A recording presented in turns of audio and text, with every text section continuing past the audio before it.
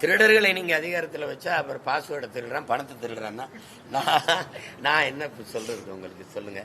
ஓரணியில் கூடுறதே இதுக்கு தான். ஓரணியில் கூடுவோம்னு சொல்றது கூடி திருடுவோம், கூடி கொள்ளையடிப்போம், கூடி கொலை பண்ணுவோம். நீங்க எல்லாம் தானே கேட்கணும். நீங்க என்கிட்ட கேட்கறீங்களே, 4.5 ஆண்டுகளா என்ன பண்ணிட்டு இருந்தீங்க? மண் காக்காம, மொழி காக்காம, மானம் காக்காம. இப்பதான் மண் காக்க போறீங்களா? இவள் நாள் என்ன பண்ணிக்கிட்டு இருந்தீங்க? நாங்க தான் மண்ணெல்லாம் அள்ளி வித்துக்கிட்டு இருந்தோம், நாங்க தான் திருடி தின்னுக்கிட்டு இருந்தோம். மலையை கல்குவாரின்னா மலையை எம்சாண்டு நொறுக்கி வித்தோம், ஆத்து மணல் எல்லாம் அள்ளி வித்தோம், நாங்க தான் வித்தோம். மொழியை நாங்க தான் சிதைச்சு அழிச்சோம். எங்க சங்க வைத்து தமிழ் வளர்த்த மாமதுரையில் எங்க தமிழ் எழுத்து இருக்குதா பாப்போம்? எழுத்து இருக்குது. அது என்ன மொழியில இருக்குது? இங்கிலீஷா தமிழ் எழுதி வச்சிருக்கீங்க. நாட்டின் முதலமைச்சரே சொல்றாரு ரெயின்போவா அப்படியே தமிழ்ல ரெயின்போன்னு எழுதுங்கன்ட்டு, வானவில்னு எழுதுங்கன்னு சொல்லல. இதான் அவங்க தமிழ் மொழி காக்குறது. அடுத்து மானம். எங்களுக்கு மானம்னு ஒண்ணு வச்சிருக்கீல்ல, இருக்கா? தன்மானத்துக்காக உயிரை விட்ட ஒரு இனத்தின் கூட்டம், சுயமரியாதைக்கு இயக்கம் கண்ட ஒரு இனத்தின் கூட்டத்தை 1000, 500 வேட்டி, சேலை, அரிசி, பருப்பு, சாராயம், பணத்துக்கு கையந்த பிச்சைக்கார கூட்டமா, மானங்கட்ட கூட்டமா மாத்திட்டு இன்னைக்கு மண் காக்குறேன், மொழி காக்குறேன், மானம் காக்குறேன். அதே தான் நானும் சொல்றேன். உங்ககிட்ட இருந்து இதையெல்லாம் நாங்க காக்குறோம். யார்கிட்ட இருந்து காக்குறது இதையெல்லாம்? எப்ப பேசுறீங்க? 6 மாசத்துல தேர்தல், இப்ப வருது அக்கறை. இப்பதான் மொழியே தெரியுது, இப்பதான் மானம் தெரியுது, மண் தெரியுது. கேவலம். ஓரணிகள் திரளணும். எதுக்கு திரண்டு என்ன செய்ய போறோம்? திரண்டு என்ன செய்ய போறோம்னு சொல்லுங்க. நீங்க சொன்ன மாதிரி 150 கோடி ஒரு மாநகராட்சி இல்ல. அப்ப நாடங்களும் கேட்டா காசு இல்ல, வாத்தியாருக்கு சம்பளம் கொடுக்க காசு இல்ல. இதை நீங்க ஜெயராஜையும் பெண்ணிக்ஸையும் விசாரணைன்னு கூட்டி போய் காவல் நிலையத்தில் அடிச்சு கொண்டீங்க. இப்ப திருப்பணத்துல அஜித்தை விசாரணைங்கிற பேர காவல் நிலையத்துக்கு கொண்டு போல, எங்கேயோ ஒரு இடத்துல வச்சு அடிச்சு கொண்டு விட்டீங்க. இதே தானே இப்ப தங்கச்சி சொல்றாங்கல்ல, தற்கொலை செஞ்சு செத்து போடான்னு. எங்க மார்க்கம் அனுமதிக்கு இல்ல, ஹராம்னு சொல்லுது. கொடுத்த உயிரை எடுத்துக்கொள்ள அல்லாஹ் ஒருவனை தவிர எவனுக்கு அனுமதி இல்லைன்னு எங்க மார்க்கம் நம்புது. அதனால அது ஹராம், அவன் செய்ய மாட்டான். நீ அடிச்சு துன்புறுத்தி குற்றத்தை ஒத்துக்க. குற்றவாளியா இருந்தா தானே ஒத்துப்பான். அப்படி ஒன்னும் கோழைகள் இல்லையே. குற்றம் செஞ்சா ஆமா குற்றம் செஞ்சோம், அதுக்கு ஒரு வரையறை இருக்கு, முறை இருக்குல்ல. அதனால எங்களுக்கு ஒரு வழி இல்லை. நாங்கள் இந்த தாயின் பிள்ளைகள் எங்களுக்கு இருக்கிற கடைசி ஆயுதம் போராட்டம் தான். அதனால இப்ப தொடர்ச்சியா எனக்கு இந்த தொடர் போராட்டங்களும் இதுகள் இருக்கிறதுனால ஆகஸ்ட் மாதம் முதல் வாரத்தில் ஒரு மாபெரும் போராட்டத்தை செய்வேன். எங்க விடுதலை, இந்த பிள்ளைகளின் விடுதலையை வேண்டி நான் செய்வேன். அதுக்கு மேல அல்லா இருக்கான்ல, எனக்குன்னு ஒரு அதிகாரம் வரும்போது நானே கதவை திறந்து விடுதலை செய்வேன். அவ்வளவுதான். கோரிக்கை வைக்கிறோம், மனு கொடுக்கிறோம், போராடுறோம். எங்கள் சிக்கல்களை, எங்கள் பிரச்சனைகளை அதிகாரங்கள் காது கொடுத்து கேட்கல, அதிகாரங்கள் கவனத்தில் எடுக்கல. அப்படின்னா எளிய மக்கள் எங்களுக்கு ஒரே வழிதான் இருக்கு, அதிகாரத்தை கையில் எடுக்கிறது. வேற என்ன இருக்குது? அந்த களத்தில் உறுதியா நிக்கிறோம். இந்த தடவை இன்னும் பல மடங்கு பாய்ந்து நாங்க அதிகாரத்தை வெல்றதுக்கு முயற்சி பண்ணுவோம். எங்களுக்கு என்ன நபிகளார் எங்களுக்கு என்ன கற்பிச்சிருக்காரு? தீமையை எப்படி ஒழிப்பீர்கள் நபிகளாரே? கேட்டதுக்கு பதில், தீமையை நன்மையை வச்சுதான் ஒழிப்பேன்ட்டு. நாங்க நன்மையின் பக்கம் நிக்கிறோம், சத்தியத்தின் பக்கம் நிக்கிறோம். இந்த தீமைகளை நன்மையை வச்சு ஒழிப்போம். வரலாறு எங்களும் காலச்சக்கரம் சுரண்டு கொண்டுதான் இருக்கிறது. ஒரு நாள் கீழே இருப்பவன் மேலே போவான், மேலே இருக்கிறவன் கீழே வருவான். இன்னைக்கு நீ மேலே இருக்கிற, அதிகாரத்தில் இருக்க, நாங்க முச்சந்திலிருந்து கத்திக்கிட்டு இருக்கோம். ஒரு நாள் நாங்க அதிகாரத்துக்கு நீ முச்சந்திக்கு வருவ. இதான் நடந்திருக்கு வரலாறுங்களும். அப்ப இன்னைக்கு நடக்கிறதா நிஜம்னு நினைச்சு நிரந்தரம் நினைச்சு இருந்துடாதீங்க.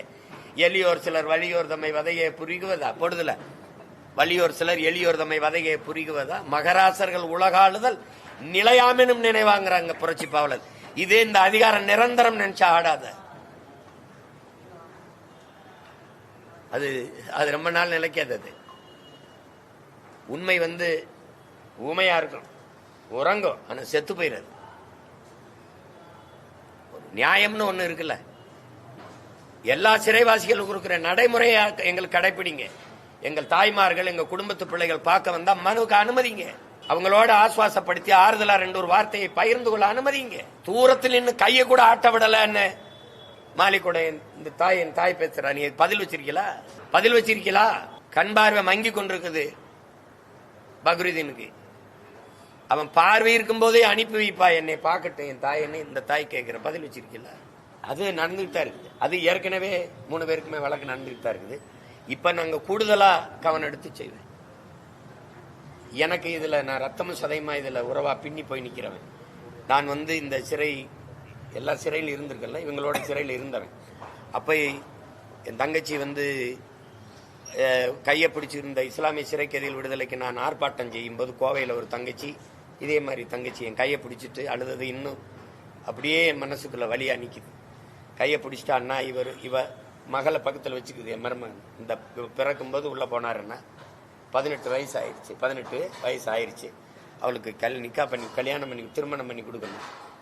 அதுக்கு அப்பான்னு ஒருத்தர் இருக்கணும் இல்லைன்னா அதுக்காவது அவரை வெளியில கொண்டு வான்னு என் கையை பிடிச்சி அழுதது எனக்கு இன்னும் கேக்குது. நான் அவளை விட அவ அழுகிறா, நான் அழுகல. அவள்தான் நான் அவளை மாதிரி எளிய மகன் தான். எனக்கு அதிகாரம் இல்லையே. இருந்திருந்தா என்னது இது?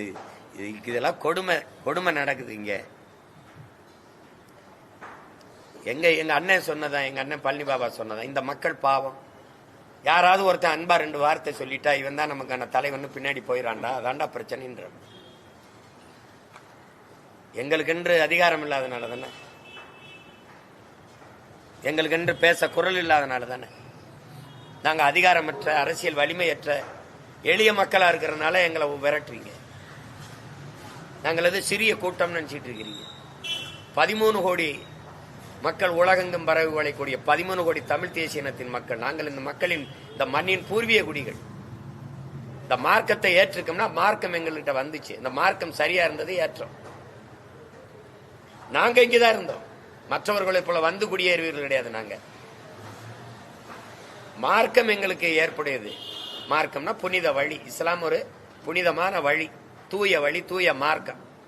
அதனால ஓர் இறையை ஏற்று நபிகள் வழியை ஏற்று பின்தொடர்ந்து ஓர் இறை ஏக இறைவன் அல்லான்னு ஏற்று இந்த மார்க்கத்தை கடைபிடிக்கிறோம் நாங்க. ஆனா இந்த மண்ணின் மக்கள் எங்கள் மார்க்கம்தான் இஸ்லாமிய ஒழிய நாங்கள் மொழியால் இனத்தால் பெருத்த தேசியனத்தின் மக்கள் தமிழர்கள். நாங்க நாதியற்றவர்களோ நிற்க ஒன்னும் கேட்க ஆளற்றவர்களோ ஒன்றும் கிடையாது. எங்களுக்குன்னு ஒரு கூட்டம் இருக்குது. அது அதனால ஆகஸ்ட்ல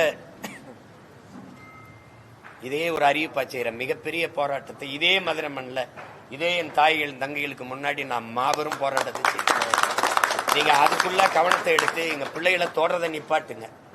திருப்பி நான் மனு போட்டு எங்க அண்ணனோட நான் பார்ப்பேன். மறுபடி தொட்டிங்க சித்திரம்னு செயலே முற்றுகையிட்டு போராடும்.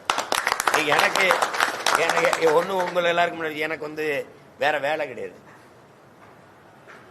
எங்க ஊர்ல கோயிலுக்கு காலை நேர்ந்து விட்ட மாதிரி என்ன ஆத்தாளப்ப இந்த நாட்டுக்கு மக்களுக்கு நீ நேர்ந்து விட்டுதான். எனக்கு ஒண்ணுமே கிடையாது.